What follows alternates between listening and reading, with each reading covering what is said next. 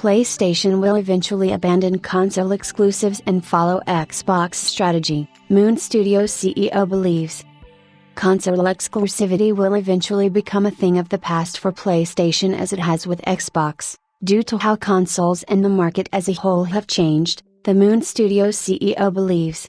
In a lengthy post on X, Moon Studios CEO Thomas Mahler talked about Xbox's current approach, saying that it is the right one for several reasons.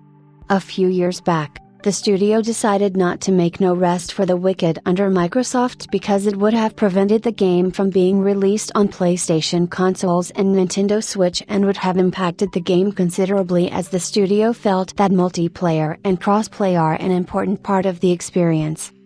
Elaborating further on the limitations of console exclusivity, the Moon Studios CEO gives a very interesting example. Over the years of communicating with Phil Spencer, Thomas Mahler always brought up how crazy it would be if certain DVDs would only play on players made by certain manufacturers.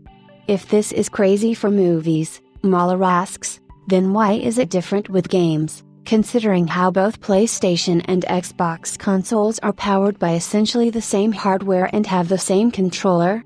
At the same time, the console audience hasn't been growing, and for the entire industry to grow, access to content must be easier.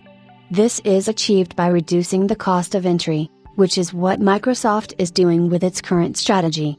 For these reasons, Thomas Mahler concludes, he would be surprised if Sony didn't follow Microsoft's strategy, and bring an end to the days of PlayStation exclusive releases.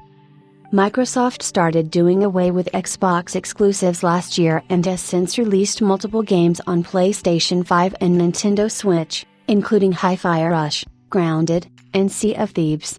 With Microsoft Flight Simulator, Halo, the Master Chief Collection and others also rumored to launch on PlayStation 5 and Nintendo Switch too, it will be very interesting to learn if Microsoft's strategy will pay off in such a big way that Sony will consider following suit.